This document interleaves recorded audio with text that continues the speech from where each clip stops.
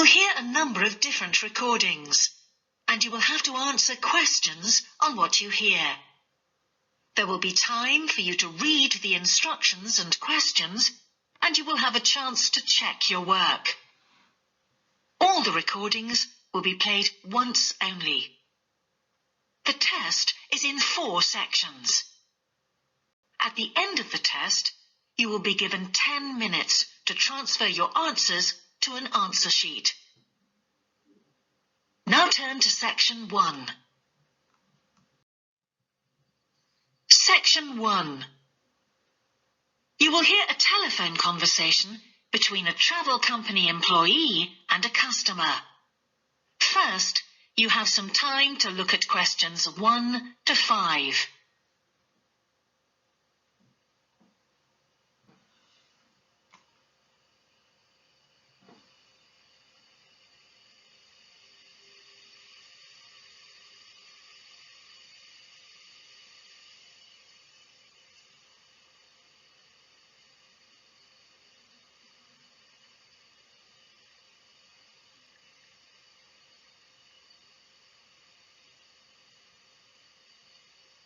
You will see that there is an example that has been done for you. On this occasion only, the conversation relating to this will be played first. Greek island holidays, can I help you? Yes, I hope so. I have a friend who's just come back from Corfu, and she's recommended some apartments in Arelis. She thought they might be on your list. Arelis, let me see. Can you give me the names? Yes, the first Rose Garden Apartments. I'd like to go with another friend in the last week of October. Well, we've got a lovely studio flat available at that time. I'm sure you'd enjoy the entertainment program there too, with Greek dancing in the restaurant. The entertainment program offers Greek dancing, so Greek dancing has been written in the space. Now we shall begin. You should answer the questions as you listen, because you will not hear the recording a second time. Listen carefully and answer questions 1 to 5. Greek island holidays, can I help you? Yes, I hope so. I have a friend who's just come back from Corfu, and she's recommended some apartments in Arelis. She thought they might be on your list. Arelis, let me see. Can you give me the names? Yes, the first Rose Garden Apartments. I'd like to go with another friend in the last week of October. Well, we've got a lovely studio flat available at that time. I'm sure you'd enjoy the entertainment program there too, with Greek dancing in the restaurant. And the cost for each of us? £219. That sounds very reasonable. I'm just jotting down some notes. Now, the second one she mentioned was called Blue Bay. Blue Bay. Yes, in fact, that's very popular, and it has some special features. Really?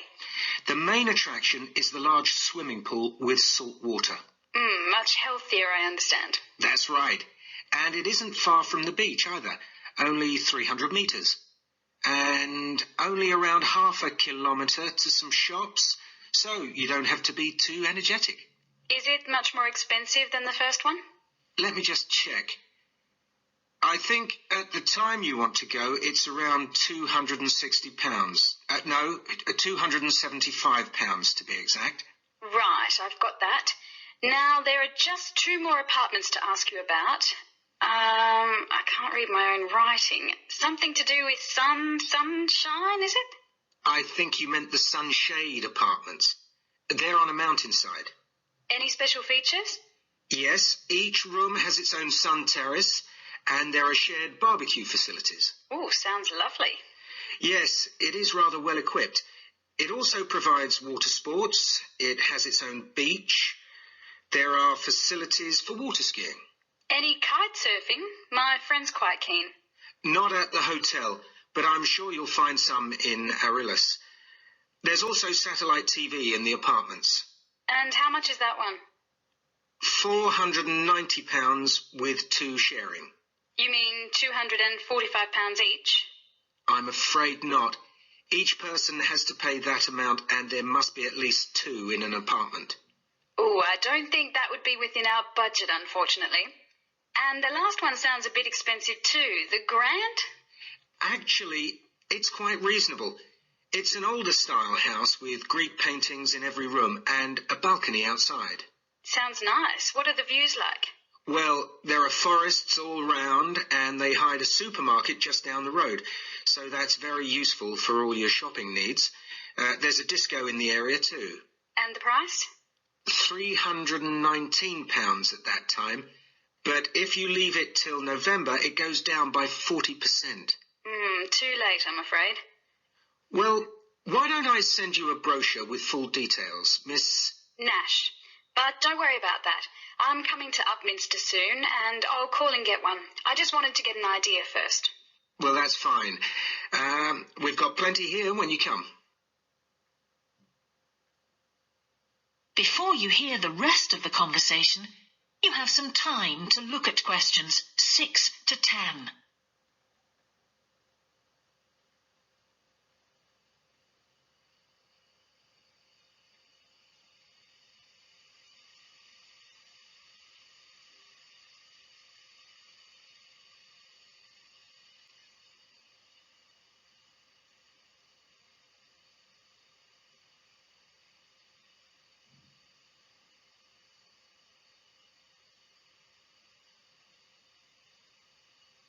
Now listen and answer questions 6 to 10. If you've got a minute, could I just check a couple of points about insurance? I got one policy through the post, but I'd like to see if yours is better. Fine. What would you like to know? Well, the one I've got has benefits, and then the maximum amount you can claim. Is that like yours? Yes, that's how most of them are. Well, the first thing is cancellation. If the holiday's cancelled on the policy I've got, you can claim £8,000. We can improve on that, Miss Nash. For Greek island holidays, our maximum is £10,000. That's good. Oh, of course, our holiday won't even cost £1,000 together. It's still sensible to have good cover. Now, if you go to hospital, we allow £600. Yes, mine's similar. And we also allow a relative to travel to your holiday resort. My policy just says their representative will help you. You can see there's another difference there. And what happens if you don't get on the plane? Nothing, as far as I can see on this form. Don't you have missed departure? No, I'll just jot that down. We pay up to £1,000 for that, depending on the reason. And we're particularly generous about loss of personal belongings, up to £3,000, but not more than £500 for a single item. Then I'd better not take my laptop. Not unless you insure it separately. Okay, thanks very much for your time. You've really been helpful. Can I get back to you? Your name is... Ben Ludlow. That's Ludlow. I'm the assistant manager here. I'll give you my number. It's 081 260 543 216. But didn't I phone 081 260 567 294? That's what I've got on the paper. That's the main switchboard. I've given you my direct line. Right. Thank you very much for your time. That is the end of section 1. You now have half a minute to check your answers.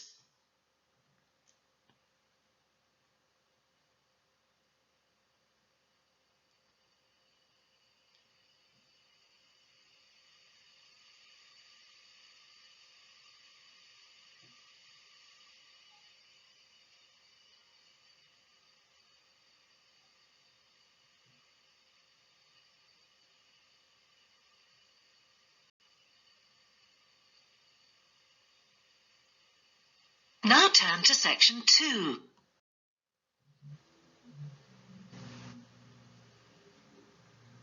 Section 2. You will hear a talk on local radio about a children's theme park. First, you have some time to look at questions 11 to 13.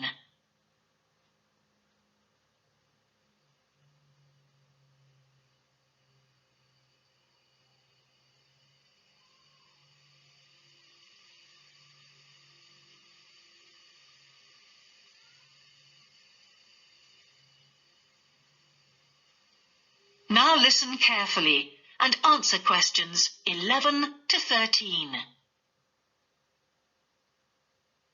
For the second in our series about locally run businesses, we meet Simon Winridge, co-founder of the hugely successful Winridge Forest Railway Park.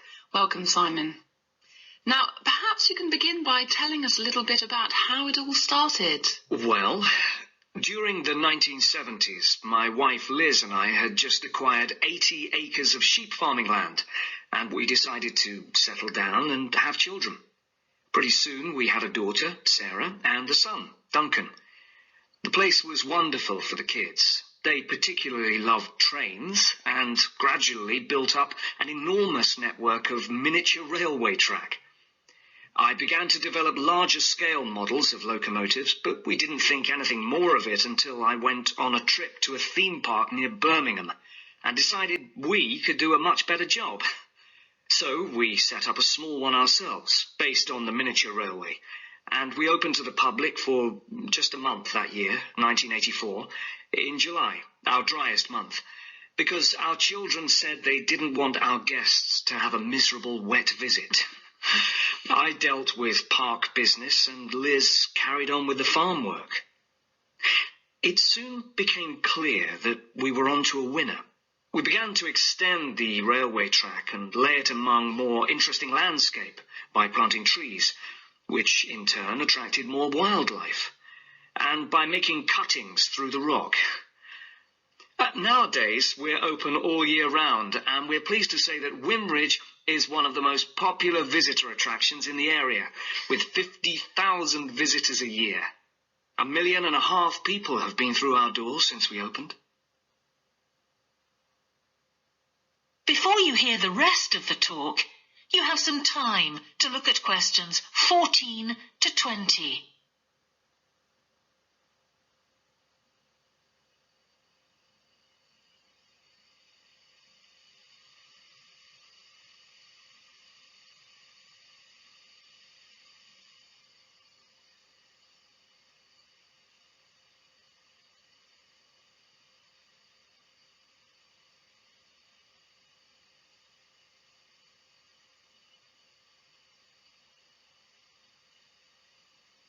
Now listen and answer questions 14 to 20. All these visitors mean we have had to expand our operation, and it's now a truly family concern. I'm near to retirement age, so I only concern myself with looking after the mechanical side of things, keeping the trains going. Liz now devotes all her energies to recruiting and supporting the large squadron of workers, which keep the place running smoothly. We're really pleased that after some years away teaching, Sarah has now returned to the park and makes sure the visitors are kept fed and watered, which keeps her pretty busy, as you can imagine. Our son Duncan has been a stalwart of the park for the last 10 years, taking over from me in the area of construction. And I'll say a little bit more about that in a moment. And his new wife, Judith, has also joined the team in charge of retail. That's becoming a tremendous growth area for us. A lot of people want to buy souvenirs. Mm-hmm. So have you finished your development of the site for the moment? Not at all. We're constantly looking for ways to offer more to our visitors. The railway remains the central feature, and there's now 1.2 kilometres of the line laid, but we'd like to lay more. Because of the geology of the area, our greatest problem is digging tunnels, but we're gradually overcoming that. We're also very pleased with a new installation of the go-kart arena, which is 120 square metres in area. Again, the problem is the geology. We had to level the mounds on the track for safety reasons. We wanted to enable 5 to 12-year-olds to use the go-karts. And the main attraction here is the Formula One kart. We've known fights to break out over who gets it. And then, finally, to our most recent development, which is the landscape swimming pool. That is the end of section 2. You now have half a minute to check your answers.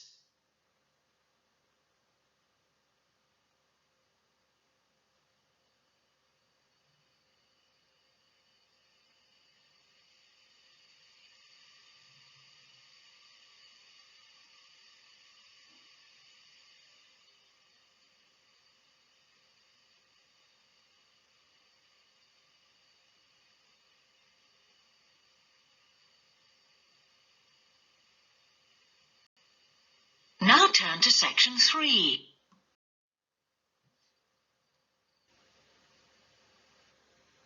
Section 3.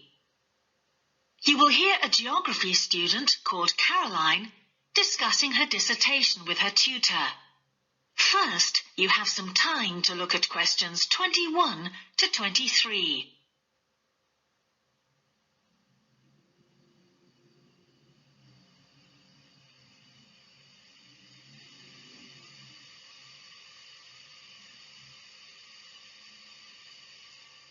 Now listen carefully and answer questions 21 to 23.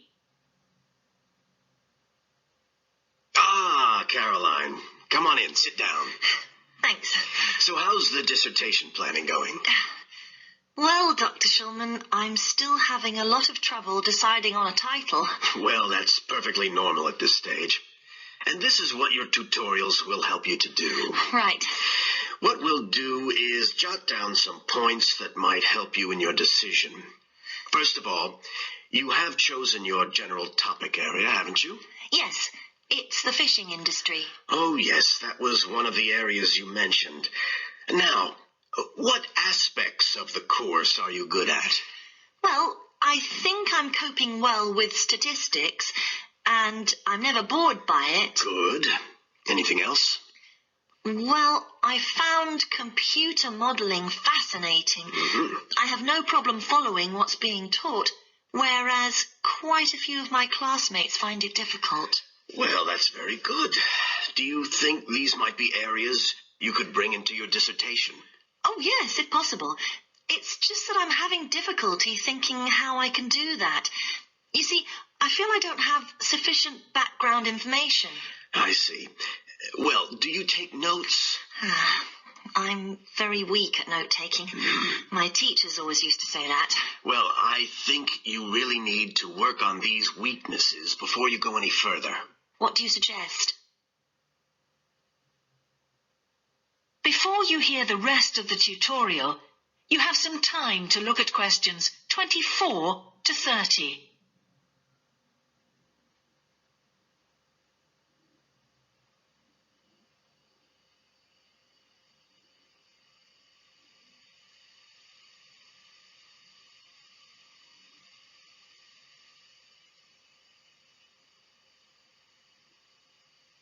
Now listen and answer questions 24 to 30. Well, I can go through the possible strategies with you and let you decide where to go from there. Okay, thanks. Well, some people find it helpful to organize peer group discussions. You know, each week a different person studies a different topic and shares it with the group. Oh, right. It really helps build confidence. Yeah. You know, having to present something to others. I can see that.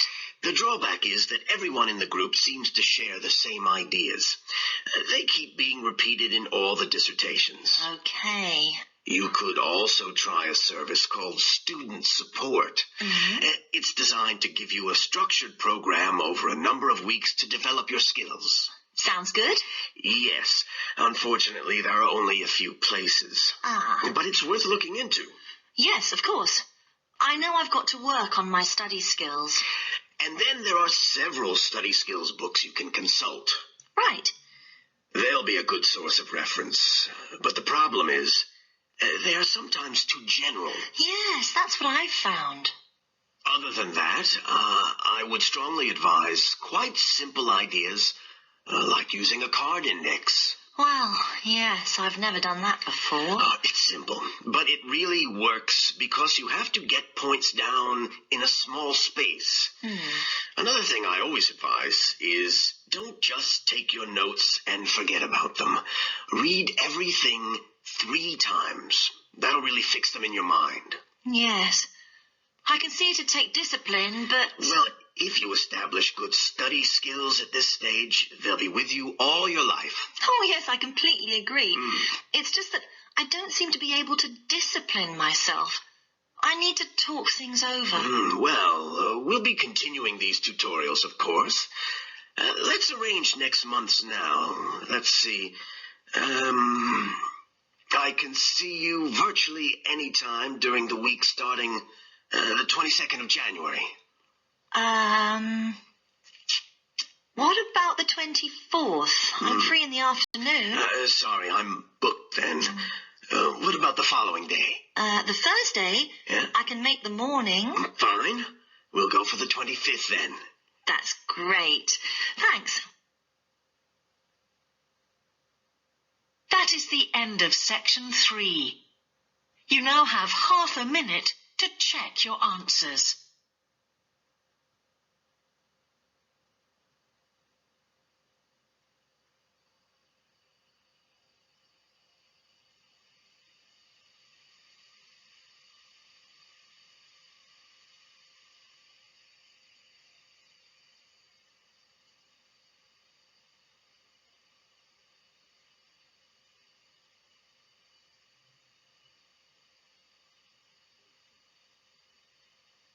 Now turn to section 4.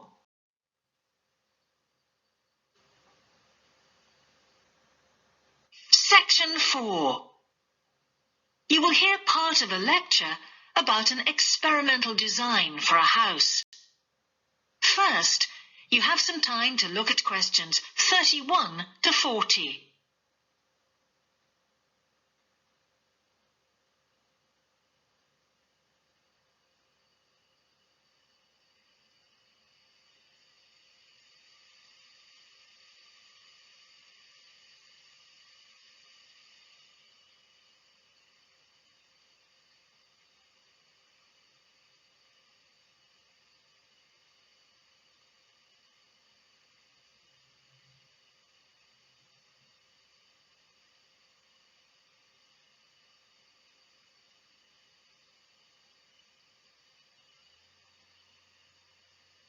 Now listen carefully and answer questions 31 to 40.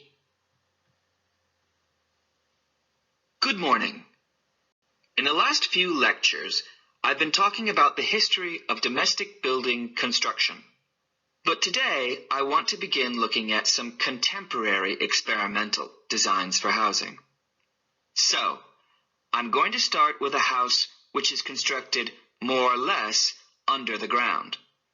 And one of the interesting things about this project is that the owners, both professionals but not architects, wanted to be closely involved, so they decided to manage the project themselves.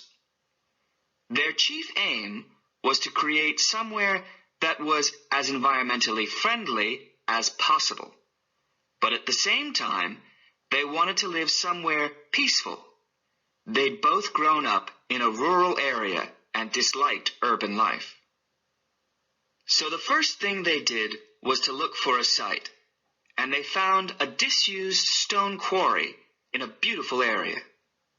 The price was relatively low, and they liked the idea of recycling the land, as it were. As it was, the quarry was an ugly blot on the landscape, and it wasn't productive any longer either.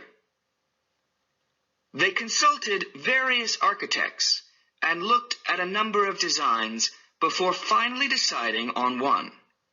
As I've said, it was a design for a sort of underground house, and it was built into the earth itself, with 2 stories.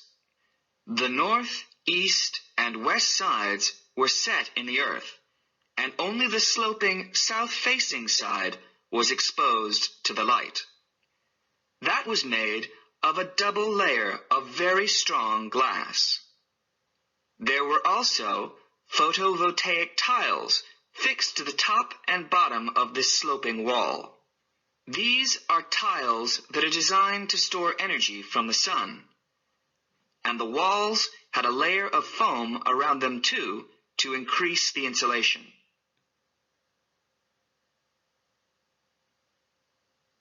Now, what is of interest to us about this project is the features which make the building energy efficient.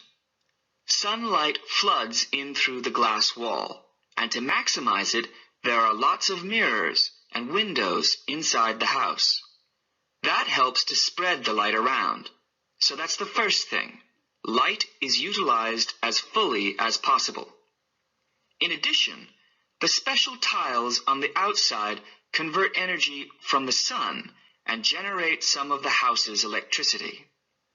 In fact, and it is possible that in future the house may even generate an electricity surplus, and that the owners will be able to sell some to the national grid. As well as that, wherever possible, recycled materials have been used. For example, the floors are made of reclaimed wood, and the owners haven't bought a single item of new furniture. They just kept what they already had. And then there's the system for dealing with the waste produced in the house. This is dealt with organically. It's purified by being filtered through reed beds, which have been planted for that purpose in the garden. So the occupants of the house won't pollute the land or use any damaging chemicals. It's true that the actual construction of the house was harmful to the environment, mainly because they had to use massive amounts of concrete, one of the biggest sources of carbon dioxide in manufacturing. And, as you know, this is very damaging to the environment. In total, the house construction has released 70 tons of carbon dioxide into the air. Now that's a frightening thought. However, once the initial debt has been cleared, and it's been calculated that this will only take 15 years, this underground house won't cost anything, environmentally I mean, because unlike ordinary houses, it is run in a way that is completely environmentally friendly. So, eco-housing like this is likely to become much more. That is the end of section 4. You now have half a minute to check your answers.